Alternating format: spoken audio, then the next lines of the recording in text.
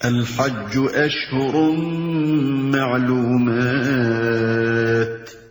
فمن فرض فيهن الحج فلا رفث ولا فسوق ولا جدال في الحج وما تفعلوا من خير يعلمه الله وتزودوا فإن خير الزاد التقوى واتقون يا أولي الألباب۔ حج کے مہینے سب کو معلوم ہیں۔ جو شخص ان مقرر مہینوں میں حج کی نیت کرے اسے خبردار رہنا چاہیے کہ حج کے دوران میں اس سے کوئی شہوانی فعل، کوئی بدعملی، کوئی لڑائی جھگڑے کی بات سرزد نہ ہو، اور جو نیک کام تم کرو گے وہ اللہ کے علم میں ہوگا۔ سفر حج کے ساتھ زاد راہ لے جاؤ، اور سب سے بہتر زاد راہ پرہیزگاری ہے، پس اے ہوش مندو میری نافرمانی سے پرہیز کرو۔ کوئی شہوانی فعل، احرام کی حالت میں میاں اور بیوی کے درمیان نہ صرف تعلق زن و شو ممنوع ہے بلکہ ان کے درمیان کوئی ایسی گفتگو بھی نہ ہونی چاہیے جو رغبت شہوانی پر مبنی ہو۔ کوئی بدعملی، تمام معصیت کے افعال اگرچہ بجائے خود ناجائز ہیں لیکن احرام کی حالت میں ان کا گناہ بہت سخت ہے۔ کوئی لڑائی جھگڑے کی بات سرزد نہ ہو، حتیٰ کہ خادم کو ڈانٹنا تک جائز نہیں۔ پس اے ہوش مندو میری نافرمانی سے پرہیز کرو۔ جاہلیت کے زمانے میں حج کے لیے زاد راہ ساتھ لے کر نکلنے کو ایک دنیا دارانہ فعل سمجھا جاتا تھا، اور ایک مذہبی آدمی سے یہ توقع کی جاتی تھی کہ وہ خدا کے گھر کی طرف دنیا کا سامان لیے بغیر جائے گا۔ اس آیت میں ان کے اس غلط خیال کی تردید کی گئی ہے، اور انہیں بتایا گیا ہے کہ زاد راہ نہ لینا کوئی خوبی نہیں ہے۔ اصل خوبی خدا کا خوف اور اس کے احکام کی خلاف ورزی سے اجتناب اور زندگی کا پاکیزہ ہونا ہے۔ جو مسافر اپنے اخلاق درست نہیں رکھتا اور خدا سے بے خوف ہو کر برے اعمال کرتا ہے، وہ اگر زاد راہ ساتھ نہ لے کر محض ظاہر میں فقیری کی نمائش کرتا ہے تو اس کا کوئی فائدہ نہیں۔ خدا اور خلق دونوں کی نگاہ میں وہ ذلیل ہوگا اور اپنے اس مذہبی کام کی بھی توہین کرے گا جس کے لیے وہ سفر کر رہا ہے۔ لیکن اگر اس کے دل میں خدا کا خوف ہو اور اس کے اخلاق درست ہو تو خدا کے ہاں بھی اس کی عزت ہوگی اور خلق بھی اس کا احترام کرے گی، چاہے اس کا توشدان کھانے سے بھرا ہوا ہو۔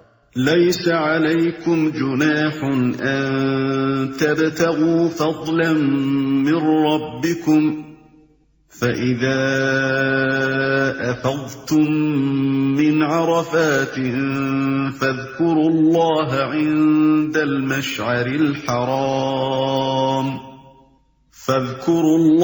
عند المشعر الحرام واذكروه كما هداكم وإن كنتم من قبله لمن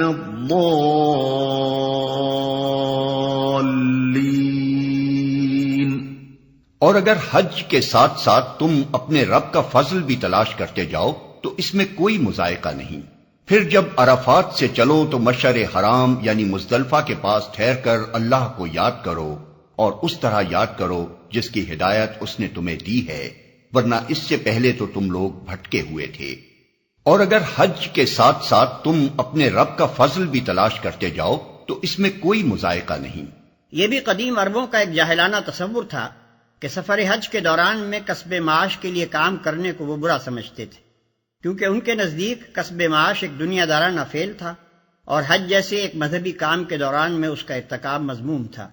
قرآن اس خیال کی تردید کرتا ہے اور انہیں بتاتا ہے کہ ایک خدا پرست آدمی جب خدا کے قانون کا احترام ملحوظ رکھتے ہوئے اپنی معاش کے لیے جد و جہد کرتا ہے تو دراصل اپنے رب کا فضل تلاش کرتا ہے، اور کوئی گناہ نہیں اگر وہ اپنے رب کی رضا کے لیے سفر کرتے ہوئے اس کا فضل بھی تلاش کرتا جائے، ورنہ اس سے پہلے تو تم لوگ بھٹکے ہوئے تھے۔ یعنی جاہلیت کے زمانے میں خدا کی عبادت کے ساتھ جن دوسرے مشرکانہ اور جاہلانہ افعال کی آمیزش ہوتی تھی ان سب کو چھوڑ دو، اور اب جو ہدایت اللہ نے تمہیں بخشی ہے اس کے مطابق خالصتاً اللہ تعالیٰ کی عبادت کرو۔ ثم أفيضوا من حيث أفاض الناس واستغفروا الله إن الله غفور رحيم۔ پھر جہاں سے اور سب لوگ پلٹتے ہیں وہیں سے تم بھی پلٹو اور اللہ سے معافی چاہو، یقیناً وہ معاف کرنے والا اور رحم فرمانے والا ہے۔ وہیں سے تم بھی پلٹو اور اللہ سے معافی چاہو۔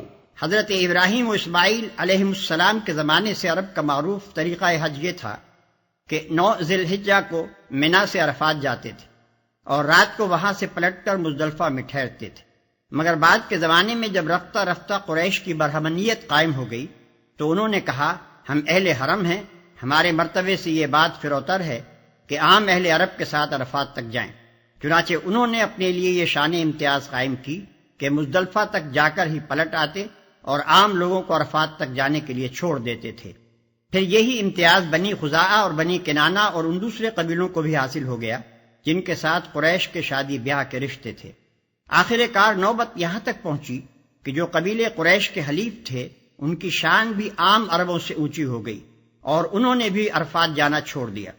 اسی فخر و غرور کا بت اس آیت میں توڑا گیا ہے۔ آیت کا خطاب خاص قریش اور ان کے رشتہ دار اور حلیف قبائل کی طرف ہے، اور خطاب عام ان سب کی طرف ہے جو آئندہ کبھی اس قسم کے امتیازات اپنے لیے مخصوص کرنا چاہیں۔ ان کو حکم دیا جا رہا ہے کہ اور سب لوگ جہاں تک جاتے ہیں انہی کے ساتھ جاؤ، انہی کے ساتھ ٹھہرو، انہی کے ساتھ پلٹو، اور اب تک جاہلیت کے فخر و غرور کی بنا پر سنت ابراہیمی کی جو خلاف ورزی تم کرتے رہے ہو اس پر اللہ سے معافی مانگو۔ فَإِذَا قَضَيْتُم مَّنَاسِكَكُمْ فَاذْكُرُوا اللَّهَ كَذِكْرِكُمْ آبَاءَكُمْ أَوْ أَشَدَّ ذِكْرًا فَمِنَ النَّاسِ مَن يَقُولُ رَبَّنَا آتِنَا فِي الدُّنْيَا وَمَا لَهُ فِي الْآخِرَةِ مِنْ خَلَاقٍ۔ پھر جب اپنے حج کے ارکان ادا کر چکو تو جس طرح پہلے اپنے آباء و اجداد کا ذکر کرتے تھے اسی طرح اب اللہ کا ذکر کرو، بلکہ اس سے بھی بڑھ کر۔ مگر اللہ کو یاد کرنے والے لوگوں میں بھی بہت فرق ہے۔ ان میں سے کوئی تو ایسا ہے جو کہتا ہے کہ اے ہمارے رب ہمیں دنیا ہی میں سب کچھ دے دے، ایسے شخص کے لیے آخرت میں کوئی حصہ نہیں۔ اسی طرح اب اللہ کا ذکر کرو، بلکہ اس سے بھی بڑھ کر۔ اہل عرب حج سے فارغ ہو کر منا میں جلسے کرتے تھے جن میں ہر قبیلے کے لوگ اپنے باپ دادا کے کارنامے فخر کے ساتھ بیان کرتے اور اپنی بڑائی کی ڈینگیں مارتے تھے۔ اس پر فرمایا جا رہا ہے کہ ان جاہلانہ باتوں کو چھوڑو، پہلے جو وقت فضولیات میں صرف کرتے تھے اب اسے اللہ کی یاد اور اس کے ذکر میں صرف کرو۔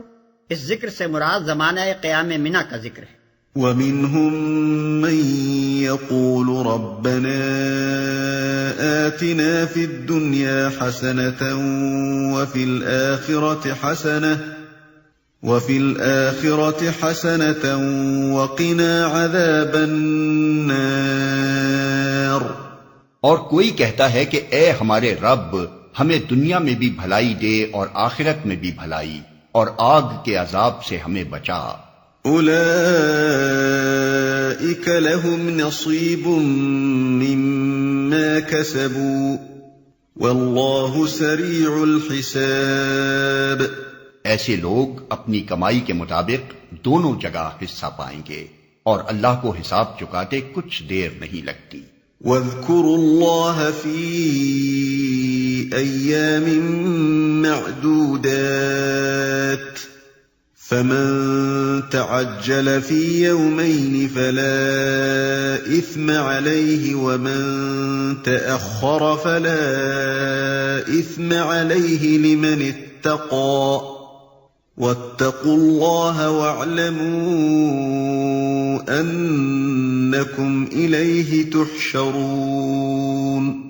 یہ گنتی کے چند روز ہیں جو تمہیں اللہ کی یاد میں بسر کرنے چاہیے، پھر جو کوئی جلدی کر کے 2 ہی دن میں واپس ہو گیا تو کوئی حرج نہیں، اور جو کچھ دیر زیادہ ٹھہر کر پلٹا تو بھی کوئی حرج نہیں، بشرطے کہ یہ دن اس نے تقوی کے ساتھ بسر کیے ہوں۔ اللہ کی نافرمانی سے بچو اور خوب جان رکھو کہ ایک روز اس کے حضور میں تمہاری پیشی ہونے والی ہے، اور جو کچھ دیر زیادہ ٹھہر کر پلٹا تو بھی کوئی حرج نہیں۔ یعنی ایام تشریق میں منا سے مکے کی طرف واپسی خواہ 12 ذی الحجہ کو ہو یا 13ویں تاریخ کو، دونوں صورتوں میں کوئی حرج نہیں۔ اصل اہمیت اس کی نہیں کہ تم ٹھہرے کتنے دن، بلکہ اس کی ہے کہ جتنے دن بھی ٹھہرے ان میں خدا کے ساتھ تمہارے تعلق کا کیا حال رہا، خدا کا ذکر کرتے رہے یا میلوں ٹھیلوں میں لگے رہے۔ وَمِنَ النَّاسِ مَن يُعْجِبُكَ قَوْلُهُ فِي الْحَيَاةِ الدُّنْيَا وَيُشْهِدُ اللَّهَ عَلَى مَا فِي قَلْبِهِ وَهُوَ أَلَدُّ الْخِصَامِ۔ انسانوں میں کوئی تو ایسا ہے جس کی باتیں دنیا کی زندگی میں تمہیں بہت بھلی معلوم ہوتی ہیں، اور اپنی نیک نیتی پر وہ بار بار خدا کو گواہ ٹھہراتا ہے، مگر حقیقت میں وہ بدترین دشمن حق ہوتا ہے، اور اپنی نیک نیتی پر وہ بار بار خدا کو گواہ ٹھہراتا ہے۔ یعنی کہتا ہے خدا شاہد ہے کہ میں محض طالب خیر ہوں، اپنی ذاتی غرض کے لیے نہیں بلکہ صرف حق اور صداقت کے لیے یا لوگوں کی بھلائی کے لیے کام کر رہا ہوں، مگر حقیقت میں وہ بدترین دشمن حق ہوتا ہے۔ الد الخصام کے معنی ہیں وہ دشمن جو تمام دشمنوں سے زیادہ ٹیڑھا ہو، یعنی جو حق کی مخالفت میں ہر ممکن حربے سے کام لے، کسی جھوٹ، کسی بے ایمانی، کسی غدر و بدعہدی اور کسی ٹیڑھی سے ٹیڑھی چال کو بھی استعمال کرنے میں تأمل نہ کرے۔ وَإِذَا تَوَلَّى سَعَى فِي الْأَرْضِ لِيُفْسِدَ فِيهَا وَيُهْلِكَ الْحَرْثَ وَالنَّسْلَ وَاللَّهُ لَا يُحِبُّ الْفَسَادَ۔ جب اسے اقتدار حاصل ہو جاتا ہے تو زمین میں اس کی ساری دوڑ دھوپ اس لیے ہوتی ہے کہ فساد پھیلائے، کھیتوں کو غارت کرے اور نسل انسانی کو تباہ کرے، حالانکہ اللہ جسے وہ گواہ بنا رہا تھا فساد کو ہرگز پسند نہیں کرتا۔ جب اسے اقتدار حاصل ہو جاتا ہے، اذا تولا کے دو مطلب ہو سکتے ہیں، ایک وہ جو ہم نے متن میں اختیار کیا ہے، اور دوسرا مطلب یہ بھی نکلتا ہے کہ یہ مزے مزے کی دل لبھانے والی باتیں بنا کر جب وہ پلٹتا ہے تو عملاً یہ کرتوت کر دکھاتا ہے۔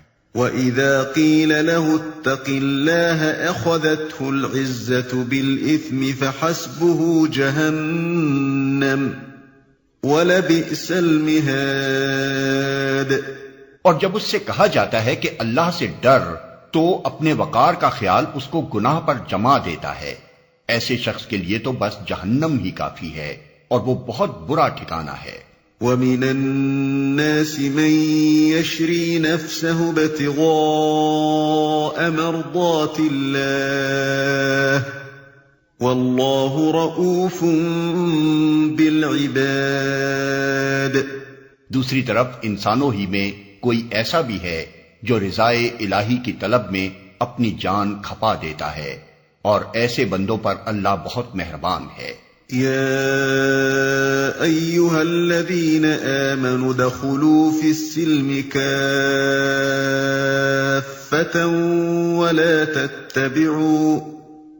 ولا تتبعوا خطوات الشيطان إنه لكم عدو مبين۔ اے ایمان لانے والو، تم پورے کے پورے اسلام میں آ جاؤ، اور شیطان کی پیروی نہ کرو کہ وہ تمہارا کھلا دشمن ہے۔ اے ایمان لانے والو، تم پورے کے پورے اسلام میں آ جاؤ، یعنی کسی استثناء اور تحفظ کے بغیر اپنی پوری زندگی کو اسلام کے تحت لے آؤ۔ تمہارے خیالات، تمہارے نظریات، تمہارے علوم، تمہارے طور طریقے، تمہارے معاملات اور تمہاری سعی و عمل کے راستے سب کے سب بالکل تابع اسلام ہوں۔ ایسا نہ ہو کہ تم اپنی زندگی کو مختلف حصوں میں تقسیم کر کے بعض حصوں میں اسلام کی پیروی کرو اور بعض حصوں کو اس کی پیروی سے مستثنا کر لو۔ فَإِن زَلَلْتُم مِّن بَعْدِ مَا جَاءَتْكُمُ الْبَيِّنَاتُ فَاعْلَمُوا أَنَّ اللَّهَ عَزِيزٌ حَكِيمٌ۔ جو صاف صاف ہدایات تمہارے پاس آ چکی ہیں، اگر ان کو پا لینے کے بعد پھر تم نے لغزش کھائی تو خوب جان رکھو کہ اللہ سب پر غالب اور حکیم و دانا ہے۔ یعنی وہ زبردست طاقت بھی رکھتا ہے اور یہ بھی جانتا ہے کہ اپنے مجرموں کو سزا کس طرح دے۔ هل ينظرون إلا أن يأتيهم الله في ظلل من الغمام والملائكة وقضي الأمر وإلى الله ترجع الأمور۔ ان ساری نصیحتوں اور ہدایتوں کے بعد بھی لوگ سیدھے نہ ہوں تو کیا اب وہ اس کے منتظر ہیں کہ اللہ بادلوں کا چتر لگائے، فرشتوں کے پرے ساتھ لیے خود سامنے آ موجود ہو اور فیصلہ ہی کر ڈالا جائے۔ آخر کار سارے معاملات پیش تو اللہ ہی کے حضور ہونے والے ہیں، اور فیصلہ ہی کر ڈالا جائے۔ یہ الفاظ قابل غور ہیں، ان سے ایک اہم حقیقت پر روشنی پڑتی ہے۔ اس دنیا میں انسان کی ساری آزمائش صرف اس بات کی ہے کہ وہ حقیقت کو دیکھے بغیر مانتا ہے یا نہیں، اور ماننے کے بعد اتنی اخلاقی طاقت رکھتا ہے یا نہیں کہ نافرمانی کا اختیار رکھنے کے باوجود فرما برداری اختیار کرے۔ چنانچہ اللہ تعالیٰ نے انبیاء کی بعثت میں، کتابوں کی تنزیل میں، حتیٰ کہ معجزات تک میں عقل کے امتحان اور اخلاقی قوت کی آزمائش کا ضرور لحاظ رکھا ہے، اور کبھی حقیقت کو اس طرح بے پردہ نہیں کر دیا ہے کہ آدمی کے لیے مانے بغیر چارہ نہ رہے، کیونکہ اس کے بعد تو آزمائش بالکل بے معنی ہو جاتی ہے اور امتحان میں کامیابی و ناکامی کا کوئی مفہوم ہی باقی نہیں رہتا۔ اسی بنا پر یہاں فرمایا جا رہا ہے کہ اس وقت کا انتظار نہ کرو جب اللہ اور اس کی سلطنت کے کارکن فرشتے خود سامنے آ جائیں گے، کیونکہ پھر تو فیصلہ ہی کر ڈالا جائے گا۔ ایمان لانے اور اطاعت میں سر جھکا دینے کی ساری قدر و قیمت اسی وقت تک ہے جب تک کہ حقیقت تمہارے حواس سے پوشیدہ ہے اور تم محض دلیل سے اس کو تسلیم کر کے اپنی دانش مندی کا اور محض فہمائش سے اس کی پیروی و اطاعت اختیار کر کے اپنی اخلاقی طاقت کا ثبوت دیتے ہو۔ ورنہ جب حقیقت بے نقاب سامنے آ جائے اور تم بچشم سر دیکھ لو کہ یہ خدا اپنے تخت جلال پر متمکن ہے اور یہ ساری کائنات کی سلطنت اس کے فرمان پر چل رہی ہے اور یہ فرشتے زمین و آسمان کے انتظام میں لگے ہوئے ہیں اور یہ تمہاری ہستی اس کے قبضہ قدرت میں پوری بے بسی کے ساتھ جکڑی ہوئی ہے، اس وقت تم ایمان لائے اور اطاعت پر آمادہ ہوئے تو اس ایمان اور اطاعت کی قیمت ہی کیا ہے؟ اس وقت تو کوئی کٹے سے کٹا کافر اور بدتر سے بدتر مجرم و فاجر بھی انکار و نافرمانی کی جرت نہیں کر سکتا۔ ایمان لانے اور اطاعت قبول کرنے کی مہلت بس اسی وقت تک ہے جب تک کہ پردہ کشائی کی وہ ساتھ نہیں آتی۔ جب وہ ساتھ آ گئی تو پھر نہ مہلت ہے نہ آزمائش، بلکہ وہ فیصلے کا وقت ہے۔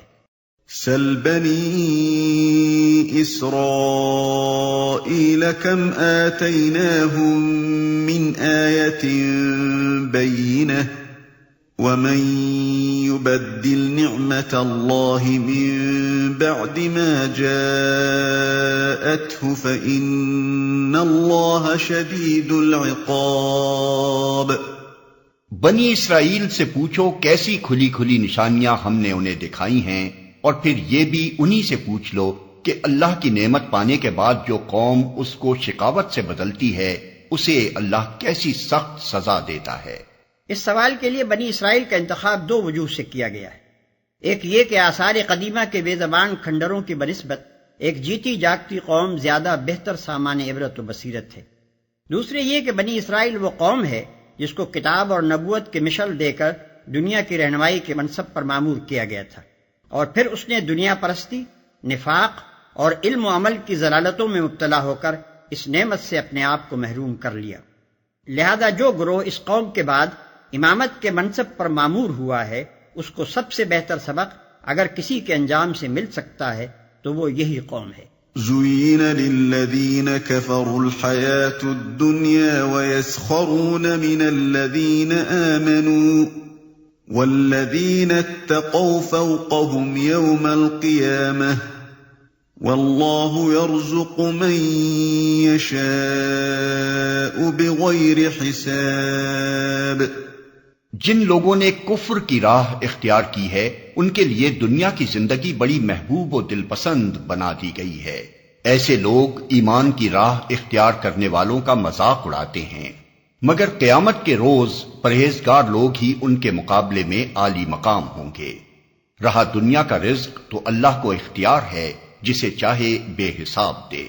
كان الناس أمة واحدة فبعث الله النبيين مبشرين ومنذرين وأنزل معهم الكتاب بالحق ليحكم بين الناس فيما اختلفوا فيه وما اختلف فيه إلا الذين أوتوه من بعد ما جاءتهم البينات بغيا بينهم فَهَدَى اللَّهُ الَّذِينَ آمَنُوا لِمَا اخْتَلَفُوا فِيهِ مِنَ الْحَقِّ بِإِذْنِهِ وَاللَّهُ يَهْدِي مَن يَشَاءُ إِلَىٰ صِرَاطٍ مُّسْتَقِيمٍ۔ ابتدا میں سب لوگ ایک ہی طریقے پر تھے، پھر یہ حالت باقی نہ رہی اور اختلافات رونما ہوئے۔ تب اللہ نے نبی بھیجے جو راست روی پر بشارت دینے والے اور کجروی کے نتائج سے ڈرانے والے تھے، اور ان کے ساتھ کتاب برحق نازل کی تاکہ حق کے بارے میں لوگوں کے درمیان جو اختلافات رونما ہو گئے تھے ان کا فیصلہ کرے۔ اور ان اختلافات کے رونما ہونے کی وجہ یہ نہ تھی کہ ابتدا میں لوگوں کو حق بتایا نہیں گیا تھا، نہیں، اختلاف ان لوگوں نے کیا جنہیں حق کا علم دیا جا چکا تھا۔ انہوں نے روشن ہدایات پا لینے کے بعد محض اس لیے حق کو چھوڑ کر مختلف طریقے نکالے کہ وہ آپس میں زیادتی کرنا چاہتے تھے۔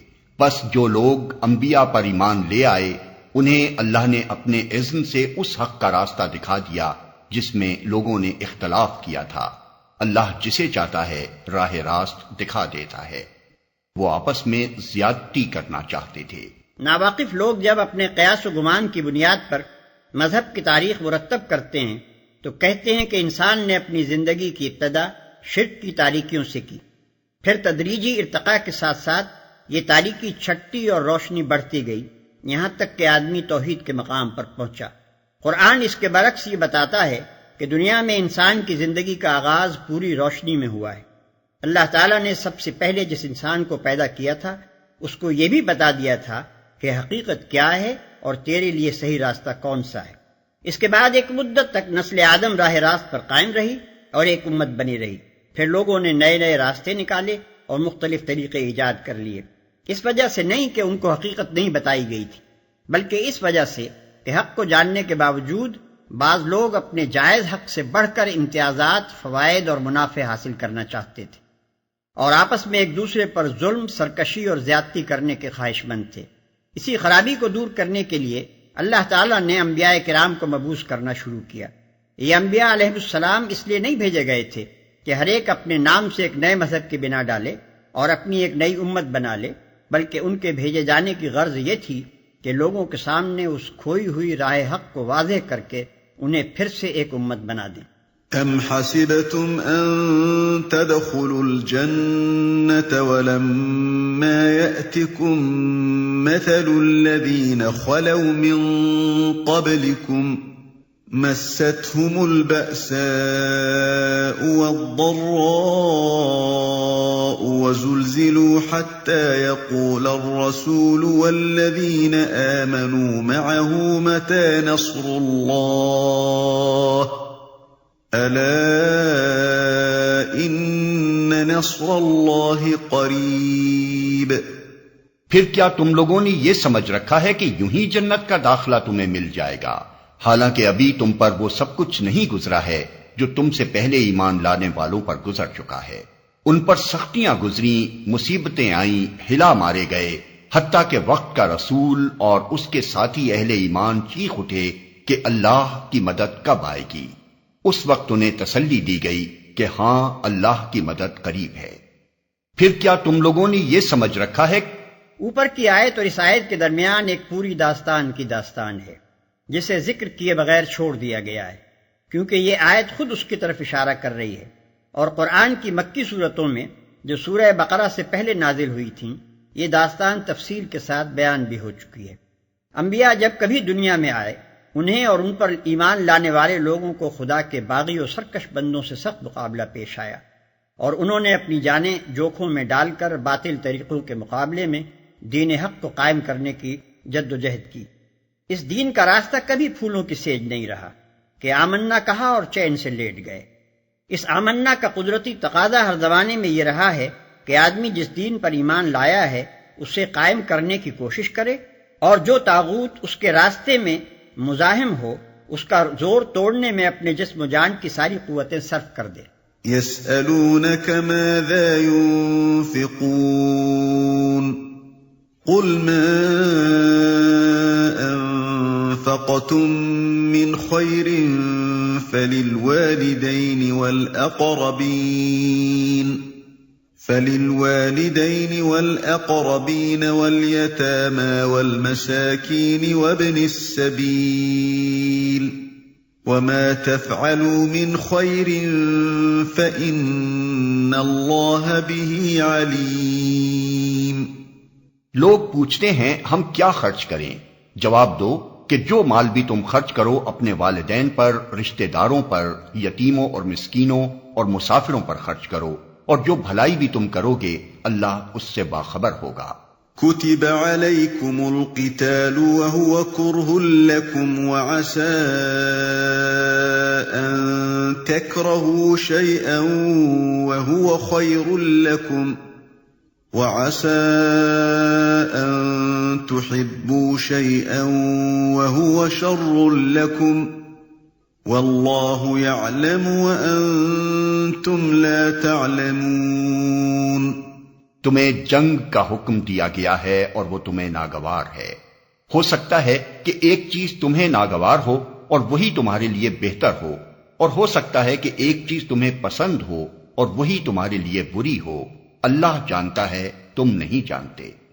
يسألونك عن الشهر الحرام قتال فيه قل قتال فيه كبير وصد عن سبيل الله وكفر به والمسجد الحرام وإخراج أهله منه أكبر عند الله والفتنة أكبر من القتل ولا يزالون يقاتلونكم حتى يردوكم عن دينكم إن استطاعوا ومن يرتدد منكم عن دينه فيمت وهو كافر فأولئك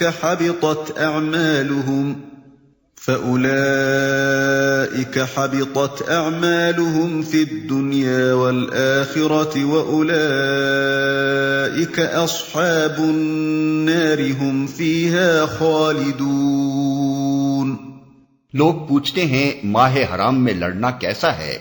کہو اس میں لڑنا بہت برا ہے، مگر راہ خدا سے لوگوں کو روکنا اور اللہ سے کفر کرنا اور مسجد حرام کا راستہ خدا پرستوں پر بند کرنا اور حرم کے رہنے والوں کو وہاں سے نکالنا اللہ کے نزدیک اس سے بھی زیادہ برا ہے، اور فتنہ خوریزی سے شدید تر ہے۔ وہ تو تم سے لڑے ہی جائیں گے، حتیٰ کہ اگر ان کا بس چلے تو تمہیں اس دین سے پھیر لے جائیں، اور یہ خوب سمجھ لو کہ تم میں سے جو کوئی اس دین سے پھرے گا اور کفر کی حالت میں جان دے گا، اس کے اعمال دنیا اور آخرت دونوں میں ضائع ہو جائیں گے۔ ایسے سب لوگ جہنمی ہیں اور ہمیشہ جہنم ہی میں رہیں گے، اور فتنہ خوریزی سے شدید تر ہے۔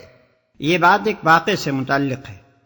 رجب 2 ہجری میں نبی صلی اللہ علیہ وسلم نے 8 آدمیوں کا ایک دستہ نخلا کی طرف بھیجا تھا، جو مکے اور طائف کے درمیان ایک مقام ہے، اور اس کو ہدایت فرما دی تھی کہ قریش کی نقل و حرکت اور ان کے آئندہ ارادوں کے متعلق معلومات حاصل کرے۔ جنگ کی کوئی اجازت آپ نے نہیں دی تھی، لیکن ان لوگوں کو راستے میں قریش کا ایک چھوٹا سا تجارتی قافلہ ملا، اور اس پر انہوں نے حملہ کر کے ایک آدمی کو قتل کر دیا اور باقی لوگوں کو ان کے مال سمیت گرفتار کر کے مدینے لے آئے۔ یہ کارروائی ایسے وقت ہوئی جبکہ رجب ختم اور شعبان شروع ہو رہا تھا، اور یہ امر مشتبہ تھا کہ آیا حملہ رجب یعنی ماہ حرام ہی میں ہوا ہے یا نہیں، لیکن قریش نے اور ان سے درپردہ ملے ہوئے یہودیوں اور منافقین مدینہ نے مسلمانوں کے خلاف پروپیگنڈا کرنے کے لیے اس واقعے کو خوب شہرت دی اور سخت اعتراضات شروع کر دیے کہ یہ لوگ چلے ہیں بڑے اللہ والے بن کر، اور حال یہ ہے کہ ماہ حرام تک میں خوریزی سے نہیں چوکتے۔ انہی اعتراضات کا جواب اس آیت میں دیا گیا ہے۔ جواب کا خلاصہ یہ ہے کہ بلا شبہ ماہ حرام میں لڑنا بڑی بری حرکت ہے، مگر اس پر اعتراض کرنا ان لوگوں کے منہ کو تو زیب نہیں دیتا جنہوں نے 13 برس مسلسل اپنے سینکڑوں بھائیوں پر صرف اس لیے ظلم توڑے کہ وہ ایک خدا پر ایمان لائے تھے، پھر ان کو یہاں تک تنگ کیا کہ وہ جلاوطن ہونے پر مجبور ہو گئے، پھر اس پر بھی اکتفا نہ کیا اور اپنے ان بھائیوں کے لیے مسجد حرام تک جانے کا راستہ بھی بند کر دیا، حالانکہ مسجد حرام کسی کی مملوکہ جائیداد نہیں ہے، اور پچھلے 2000 برس میں کبھی ایسا نہیں ہوا کہ کسی کو اس کی زیارت سے روکا گیا۔ اب جن ظالموں کا نامہ اعمال ان کرتوتوں سے سیاہ ہے، ان کا کیا منہ ہے کہ ایک معمولی سی سرحدی جھڑپ پر اس قدر زور شور کے اعتراضات کریں، حالانکہ اس جھڑپ میں جو کچھ ہوا ہے وہ نبی کی اجازت کے بغیر ہوا ہے، اور اس کی حیثیت اس سے زیادہ کچھ نہیں ہے کہ اسلامی جماعت کے چند آدمیوں سے ایک غیر ذمہ دارانہ فعل کا ارتکاب ہو گیا ہے۔ اس مقام پر یہ بات بھی معلوم رہنی چاہیے کہ جب یہ دستہ قیدی اور مال غنیمت لے کر نبی صلی اللہ علیہ وسلم کی خدمت میں حاضر ہوا تھا تو آپ نے اسی وقت فرما دیا تھا کہ میں نے تم کو لڑنے کی اجازت تو نہیں دی تھی، نیز آپ نے ان کے لائے ہوئے مال غنیمت میں سے بیت المال کا حصہ لینے سے بھی انکار فرما دیا تھا، جو اس بات کی علامت تھی کہ ان کی یہ لوٹ ناجائز ہے۔ عام مسلمانوں نے بھی اس فعل پر اپنے ان آدمیوں کو سخت ملامت کی تھی، اور مدینے میں کوئی ایسا نہ تھا جس نے انہیں اس پر داد دی ہو، اور ہمیشہ جہنم ہی میں رہیں گے۔ مسلمانوں میں سے بعض سادہ لوح لوگ جن کے ذہن پر نیکی اور صلح پسندی کا ایک غلط تصور مسلط تھا، کفار مکہ اور یہودیوں کے مذکورہ بالا اعتراضات سے متاثر ہو گئے تھے۔ اس آیت میں انہیں سمجھایا گیا ہے کہ تم اپنی ان باتوں سے یہ امید نہ رکھو کہ تمہارے اور ان کے درمیان صفائی ہو جائے گی۔ ان کے اعتراضات صفائی کی غرض سے ہیں ہی نہیں، وہ تو دراصل کیچڑ اچھالنا چاہتے ہیں۔ انہیں یہ بات کھل رہی ہے کہ تم اس دین پر ایمان کیوں لائے ہو اور اس کی طرف دنیا کو دعوت کیوں دیتے ہو، بس جب تک وہ اپنے کفر پر اڑے ہوئے ہیں اور تم اس دین پر قائم ہو، تمہارے اور ان کے درمیان صفائی کسی طرح نہ ہو سکے گی۔ اور ایسے دشمنوں کو تم معمولی دشمن بھی نہ سمجھو جو تم سے مال و زر یا زمین چھیننا چاہتا ہے، وہ کمتر درجے کا دشمن ہے، مگر جو تمہیں دین حق سے پھیرنا چاہتا ہے وہ تمہارا بدترین دشمن ہے، کیونکہ پہلا تو صرف تمہاری دنیا ہی خراب کرتا ہے، لیکن یہ دوسرا تمہیں آخرت کے ابدی عذاب میں دھکیل دینے پر تلا ہوا ہے۔ ان الذين آمنوا والذين هاجروا وجاهدوا في سبيل الله اولئك يرجون رحمة الله والله غفور رحيم۔ بخلاف اس کے جو لوگ ایمان لائے ہیں اور جنہوں نے خدا کی راہ میں اپنا گھر بار چھوڑا اور جہاد کیا ہے، وہ رحمت الہی کے جائز امیدوار ہیں، اور اللہ ان کی لغزشوں کو معاف کرنے والا اور اپنی رحمت سے انہیں نوازنے والا ہے۔ اور جہاد کیا ہے، جہاد کے معنی ہے کسی مقصد کو حاصل کرنے کے لیے اپنی انتہائی کوشش صرف کر دینا۔ یہ محض جنگ کا ہم معنی نہیں ہے، جنگ کے لیے تو قتال کا لفظ استعمال ہوتا ہے، جہاد اس سے وسیع تر مفہوم رکھتا ہے، اور اس میں ہر قسم کی جد و جہد شامل ہے۔ مجاہد وہ شخص ہے جو ہر وقت اپنے مقصد کی دھن میں لگا ہو، دماغ سے اسی کے لیے تدبیریں سوچے، زبان و قلب سے اسی کی تبلیغ کرے، ہاتھ پاؤں سے اسی کے لیے دوڑ دھوپ اور محنت کرے، اپنے تمام امکانی وسائل اس کو فروغ دینے میں صرف کر دے، اور ہر اس مزاحمت کا پوری قوت کے ساتھ مقابلہ کرے جو اس راہ میں پیش آئے، حتیٰ کہ جب جان کی بازی لگانے کی ضرورت ہو تو اس میں بھی دریغ نہ کرے۔ اس کا نام ہے جہاد۔ اور جہاد فی سبیل اللہ یہ ہے کہ یہ سب کچھ صرف اللہ کی رضا کے لیے اور اس غرض کے لیے کیا جائے کہ اللہ کا دین اس کی زمین پر قائم ہو اور اللہ کا کلمہ سارے کلموں پر غالب ہو جائے، اس کے سوا اور کوئی غرض مجاہد کے پیش نظر نہ ہو۔ يسألونك عن الخمر والميسر قل فيهما إثم كبير ومنافع للناس وإثمهما أكبر من نفعهما ويسألونك ماذا ينفقون قل العفو كذلك يبين الله لكم الآيات لعلكم تتفكرون في الدنيا والآخرة ويسألونك عن اليتامى قل إصلاح لهم خير وإن تخالطوهم فإخوانكم والله يعلم المفسد من المصلح وَلَوْ شَاءَ اللَّهُ لَأَعْنَتَكُمْ إِنَّ اللَّهَ عَزِيزٌ حَكِيمٌ۔ پوچھتے ہیں شراب اور جوئے کا کیا حکم ہے؟ کہو ان دونوں چیزوں میں بڑی خرابی ہے، اگرچہ ان میں لوگوں کے لیے کچھ منافع بھی ہیں، مگر ان کا گناہ ان کے فائدے سے بہت زیادہ ہے۔ پوچھتے ہیں ہم راہ خدا میں کیا خرچ کریں؟ کہو جو کچھ تمہاری ضرورت سے زیادہ ہو. اس طرح اللہ تمہارے لیے صاف صاف احکام بیان کرتا ہے، شاید کہ تم دنیا اور آخرت دونوں کی فکر کرو. پوچھتے ہیں یتیموں کے ساتھ کیا معاملہ کیا جائے؟ کہو جس طرز عمل سے ان کے لیے بھلائی ہو وہی اختیار کرنا بہتر ہے. اگر تم اپنا اور ان کا خرچ اور رہنا سہنا مشترک رکھو تو اس میں کوئی مذائقہ نہیں، آخر وہ تمہارے بھائی بند ہی تو ہیں. برائی کرنے والے اور بھلائی کرنے والے دونوں کا حال اللہ پر روشن ہے.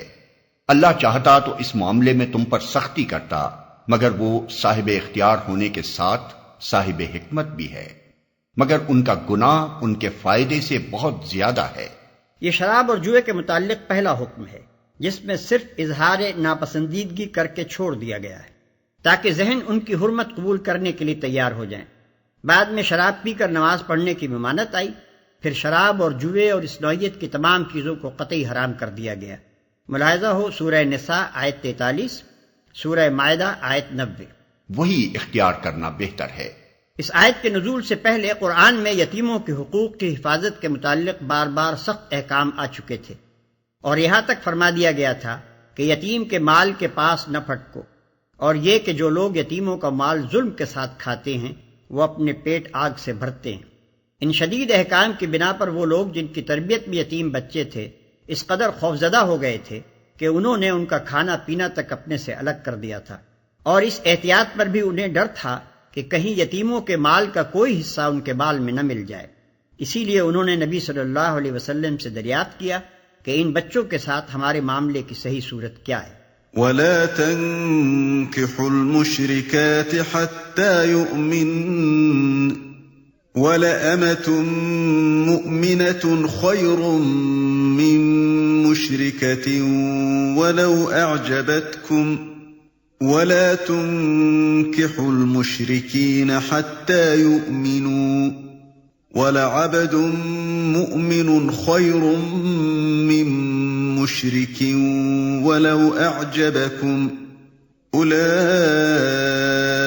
يَدْعُونَ إِلَى النَّارِ وَاللَّهُ يَدْعُو إِلَى الْجَنَّةِ وَالْمَغْفِرَةِ بِإِذْنِهِ وَيُبَيِّنُ آيَاتِهِ لِلنَّاسِ لَعَلَّهُمْ يَتَذَكَّرُونَ. تم مشرک عورتوں سے ہرگز نکاح نہ کرنا جب تک کہ وہ ایمان نہ لے آئیں. ایک مومن لونڈی مشرک شریف زادی سے بہتر ہے اگرچہ وہ تمہیں بہت پسند ہو. اور اپنی عورتوں کے نکاح مشرک مردوں سے کبھی نہ کرنا جب تک کہ وہ ایمان نہ لے آئیں. ایک مومن غلام مشرک شریف سے بہتر ہے اگرچہ وہ تمہیں بہت پسند ہو. یہ لوگ تمہیں آگ کی طرف بلاتے ہیں اور اللہ اپنے اذن سے تم کو جنت اور مغفرت کی طرف بلاتا ہے، اور وہ اپنے احکام واضح طور پر لوگوں کے سامنے بیان کرتا ہے. توقع ہے کہ وہ سبق لیں گے اور نصیحت قبول کریں گے. یہ لوگ تمہیں آگ کی طرف بلاتے ہیں. یہ ہے علت و مصلحت اس حکم کی جو مشرکین کے ساتھ شادی بیاہ کا تعلق نہ رکھنے کے متعلق اوپر بیان ہوا تھا. عورت اور مرد کے درمیان نکاح کا تعلق محض ایک شہوانی تعلق نہیں ہے، بلکہ وہ ایک گہرا تمدنی، اخلاقی اور قلبی تعلق ہے. مومن اور مشرک کے درمیان اگر یہ قلبی تعلق ہو تو جہاں اس امر کا امکان ہے کہ مومن شوہر یا بیوی کے اثر سے مشرک شوہر یا بیوی پر اور اس کے خاندان اور آئندہ نسل پر اسلام کے عقائد اور طرز زندگی کا نقش ثبت ہوگا، وہیں اس امر کا بھی امکان ہے کہ مشرک شوہر یا بیوی کے خیالات اور طور طریقوں سے نہ صرف مومن شوہر یا بیوی بلکہ اس کا خاندان اور دونوں کی نسل تک متاثر ہو جائے گی. اور غالب امکان اس امر کا ہے کہ ایسے ازدواج سے اسلام اور کفر و شرک کی ایک ایسی باجون مرکب اس گھر اور اس خاندان میں پرورش پائے گی جس کو غیر مسلم خواہ کتنا ہی پسند کریں مگر اسلام کسی طرح پسند کرنے کے لیے تیار نہیں ہے. جو شخص صحیح معنوں میں مومن ہو وہ محض اپنے جذبات شہوانی کی تسکین کے لیے کبھی یہ خطرہ مول نہیں لے سکتا کہ اس کے گھر اور اس کے خاندان میں کافرانہ و مشرکانہ خیالات اور طور طریقے پرورش پائیں، اور وہ خود بھی نادانستہ اپنی زندگی کے کسی پہلو میں کفر و شرک سے متاثر ہو جائے. اگر بالفرض ایک فرد مومن کسی فرد مشرک کے عشق میں بھی مبتلا ہو جائے تب بھی اس کے ایمان کا اقتضا یہی ہے کہ وہ اپنے خاندان، اپنی نسل اور خود اپنے دین و اخلاق پر اپنے شخصی جذبات قربان کر دے. وَيَسْأَلُونَكَ عَنِ الْمَحِيضِ قُلْ هُوَ أَذًى فَاعْتَزِلُوا النِّسَاءَ فِي الْمَحِيضِ وَلَا تَقْرَبُوهُنَّ حَتَّىٰ يَطْهُرْنَ فَإِذَا تَطَهَّرْنَ فَأْتُوهُنَّ مِنْ حَيْثُ أَمَرَكُمُ اللَّهُ ۚ إِنَّ اللَّهَ يُحِبُّ التَّوَّابِينَ وَيُحِبُّ الْمُتَطَهِّرِينَ۔ پوچھتے ہیں حیض کا کیا حکم ہے؟ کہو وہ ایک گندگی کی حالت ہے، اس میں عورتوں سے الگ رہو اور ان کے قریب نہ جاؤ جب تک کہ وہ پاک صاف نہ ہو جائیں، پھر جب وہ پاک ہو جائیں تو ان کے پاس جاؤ اس طرح جیسا کہ اللہ نے تم کو حکم دیا ہے۔ اللہ ان لوگوں کو پسند کرتا ہے جو بدی سے باز رہیں اور پاکیزگی اختیار کریں۔ وہ ایک گندگی کی حالت ہے۔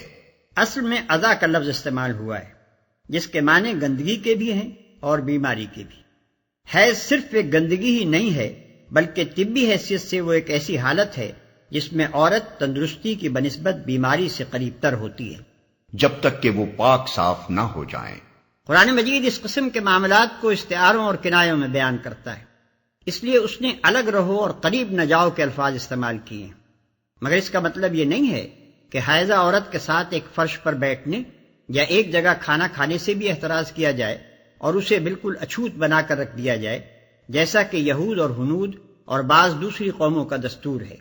نبی صلی اللہ علیہ وسلم نے اس حکم کی جو توضیح فرما دی ہے اس سے معلوم ہوتا ہے کہ اس حالت میں صرف فعل مباشرت سے پرہیز کرنا چاہیے، باقی تمام تعلقات بدستور برقرار رکھے جائیں۔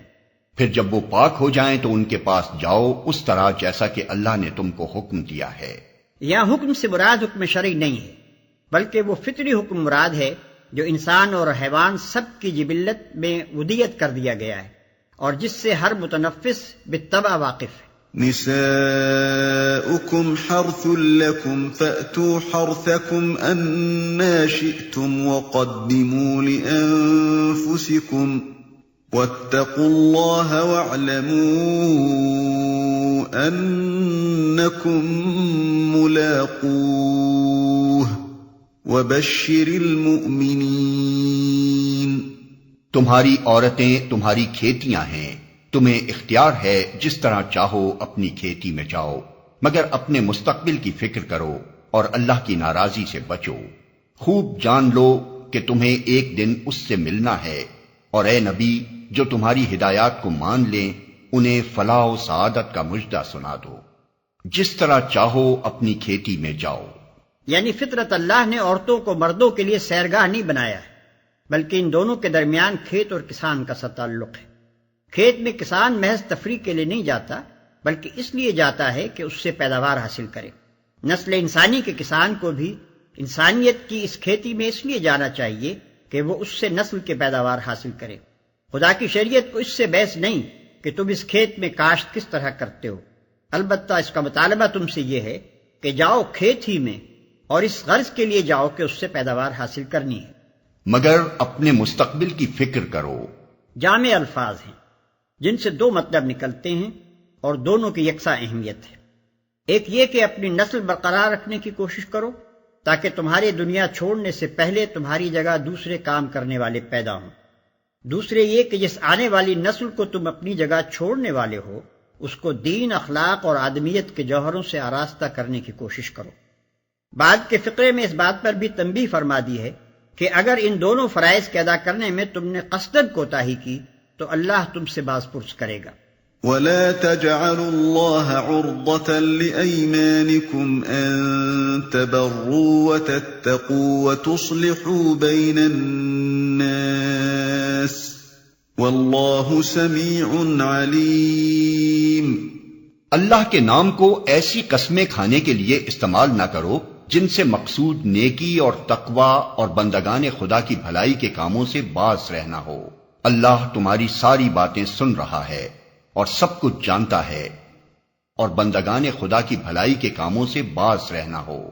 حدیث صحیحہ سے معلوم ہوتا ہے کہ جس شخص نے کسی بات کی قسم کھائی ہو اور بعد میں اس پر واضح ہو جائے کہ اس قسم کے توڑ دینے ہی میں خیر اور بھلائی ہے، اسے قسم توڑ دینی چاہیے اور کفارہ ادا کرنا چاہیے۔ قسم توڑنے کا کفارہ 10 مسکینوں کو کھانا کھلانا، یا انہیں کپڑے پہنانا، یا ایک غلام آزاد کرنا، یا 3 دن کے روزے رکھنا ہے۔ ملاحظہ ہو سورہ مائدہ آیت 89۔ لا يؤاخذكم الله باللغو في أيمانكم ولكن يؤاخذكم بما كسبت قلوبكم والله غفور حليم۔ جو بےمانی قسمیں تم بلا ارادہ کھا لیا کرتے ہو ان پر اللہ گرفت نہیں کرتا، مگر جو قسمیں تم سچے دل سے کھاتے ہو ان کی باز پرس وہ ضرور کرے گا۔ اللہ بہت درگزر کرنے والا اور بردبار ہے۔ ان پر اللہ گرفت نہیں کرتا، یعنی بطور تکیہ کلام کے بلا ارادہ جو قسمیں زبان سے نکل جاتی ہیں، ایسی قسموں پر نہ کفارہ ہے اور نہ ان پر مواخذہ ہوگا۔ للذین یؤلون من نسائهم تربص 4 أشهر فَإِن فَاءُوا فَإِنَّ اللَّهَ غَفُورٌ رَّحِيمٌ۔ جو لوگ اپنی عورتوں سے تعلق نہ رکھنے کی قسم کھا بیٹھتے ہیں ان کے لیے 4 مہینے کی مہلت ہے۔ اگر انہوں نے رجوع کر لیا تو اللہ معاف کرنے والا اور رحیم ہے۔ ان کے لیے 4 مہینے کی مہلت ہے۔ اصطلاح شرع میں اس کو ایلا کہتے ہیں۔ میاں اور بیوی کے درمیان تعلقات ہمیشہ خوشگوار تو نہیں رہ سکتے، بگاڑ کے اسباب پیدا ہوتے ہی رہتے ہیں، لیکن ایسے بگاڑ کو خدا کی شریعت پسند نہیں کرتی کہ دونوں ایک دوسرے کے ساتھ قانونی طور پر رشتہ ازدواج میں تو بندھے رہیں مگر عملاً ایک دوسرے سے اس طرح الگ رہیں کہ گویا وہ میاں اور بیوی نہیں ہیں۔ ایسے بگاڑ کے لیے اللہ تعالیٰ نے 4 مہینے کی مدت مقرر کر دی کہ یا تو اس دوران میں اپنے تعلقات درست کر لو ورنہ ازدواج کا رشتہ منقطع کر دو، تاکہ دونوں ایک دوسرے سے آزاد ہو کر جس سے نباہ کر سکیں اس کے ساتھ نکاح کر لیں۔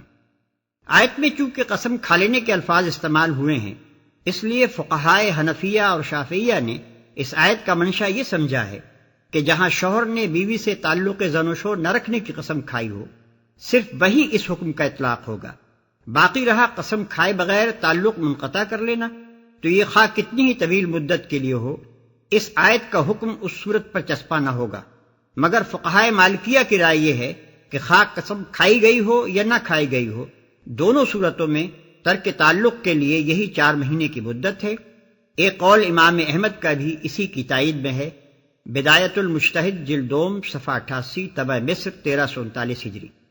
حضرت علی رضی اللہ عنہ اور ابن عباس رضی اللہ عنہ اور حسن بصری رحمۃ اللہ علیہ کی رائے میں یہ حکم صرف اس ترک تعلق کے لیے ہے جو بگاڑ کی وجہ سے ہو، رہا کسی مصلحت سے شوہر کا بیوی کے ساتھ جسمانی رابطہ منقطع کر دینا جبکہ تعلقات خوشگوار ہوں تو اس پر یہ حکم منطبق نہیں ہوتا، لیکن دوسرے فقہا کی رائے میں ہر وہ حلف جو شوہر اور بیوی کے درمیان رابطہ جسمانی کو منقطع کر دے ایلا ہے اور اسے 4 مہینے سے زیادہ قائم نہ رہنا چاہیے، خواہ ناراضی سے ہو یا رضامندی سے۔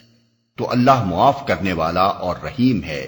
بعض فقہا نے اس کا مطلب یہ لیا ہے کہ اگر وہ اس مدت کے اندر اپنی قسم توڑ دیں اور پھر سے تعلق زن و شو قائم کر لیں تو ان پر قسم توڑنے کا کفارہ نہیں ہے، اللہ ویسے ہی معاف کر دے گا۔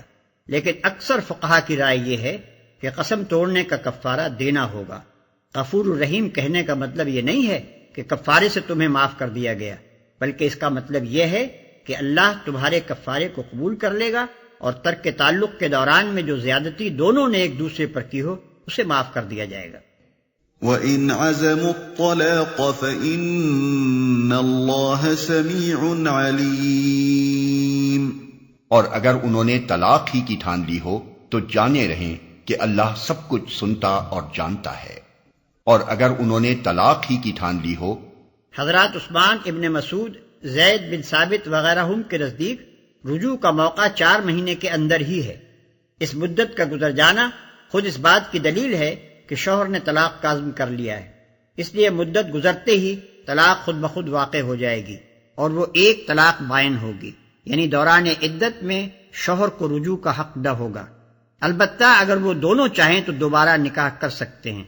حضرات عمر، علی، ابن عباس اور ابن عمر رضوان اللہ تعالی علیہم اجمعین سے بھی ایک قول اسی معنی میں منقول ہے اور فقہائے حنفیہ نے اسی رائے کو قبول کیا ہے۔ سعید ابن مسیب، مقبول، زہری وغیرہ حضرات اس رائے سے یہاں تک تو متفق ہیں کہ 4 مہینے کی مدت گزرنے کے بعد خود بخود طلاق واقع ہو جائے گی، مگر ان کے نزدیک وہ ایک طلاق رجعی ہوگی، یعنی دوران عدت میں شوہر کو رجوع کر لینے کا حق ہوگا، اور رجوع نہ کرے تو عدت گزر جانے کے بعد دونوں اگر چاہیں تو نکاح کر سکیں گے۔ بخلاف اس کے حضرت عائشہ، ابو دردہ اور اکثر فقہائے مدینہ کی رائے یہ ہے کہ 4 مہینے کی مدت گزرنے کے بعد معاملہ عدالت میں پیش ہوگا، اور حاکم عدالت شوہر کو حکم دے گا کہ یا تو اس عورت سے رجوع کرے یا اسے طلاق دے۔ حضرت عمر، حضرت علی اور ابن عمر رضوان اللہ کا ایک قول اس کی تائید میں بھی ہے، اور امام مالک رحمۃ اللہ علیہ و شافعی رحمۃ اللہ علیہ نے اسی کو قبول کیا ہے۔ اللہ سب کچھ سنتا اور جانتا ہے۔ یعنی اگر تم نے بیوی کو ناروا بات پر چھوڑا ہے تو اللہ سے بے خوف نہ رہو، وہ تمہاری زیادتی سے ناواقف نہیں ہے۔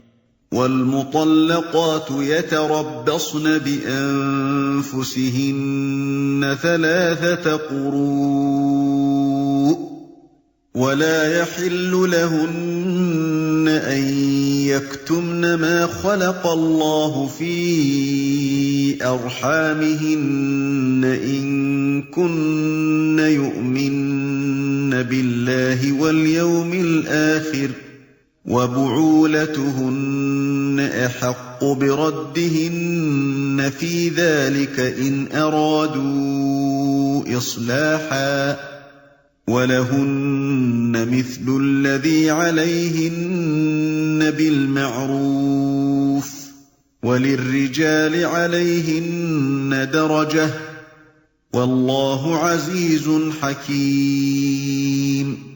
جن عورتوں کو طلاق دی گئی ہو وہ 3 مرتبہ ایام ماہواری آنے تک اپنے آپ کو روکے رکھیں، اور ان کے لیے یہ جائز نہیں ہے کہ اللہ نے ان کے رحم میں جو کچھ خلق فرمایا ہو اسے چھپائیں۔ انہیں ہرگز ایسا نہ کرنا چاہیے اگر وہ اللہ اور روز آخر پر ایمان رکھتی ہیں۔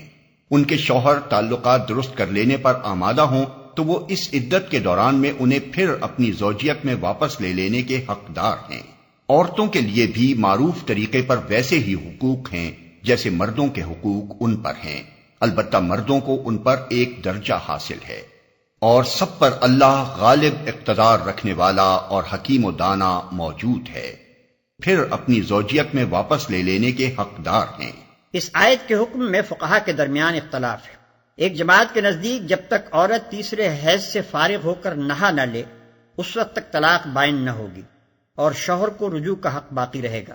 حضرات ابو بکر، عمر، علی، ابن عباس، ابو موسیٰ اشعری، ابن مسعود رضوان اللہ تعالی علیہم اجمعین اور بڑے بڑے صحابہ کی یہی رائے ہے، اور فقہائے حنفیہ نے اسی کو قبول کیا ہے۔ بخلاف اس کے دوسری جماعت کہتی ہے کہ عورت کو تیسری بار حیض آتے ہی شوہر کا حق رجوع ساقط ہو جاتا ہے۔ یہ رائے حضرت عائشہ رضی اللہ عنہا، ابن عمر رضی اللہ عنہ اور زید ابن ثابت رضی اللہ عنہ کی ہے، اور فقہائے شافعیہ و مالکیہ نے اسی کو اختیار کیا ہے، مگر واضح رہے کہ یہ حکم صرف اس صورت سے متعلق ہے جس میں شوہر نے عورت کو 1 یا 2 طلاقیں دی ہوں۔ 3 طلاقیں دینے کی صورت میں شوہر کو حق رجوع نہیں ہے۔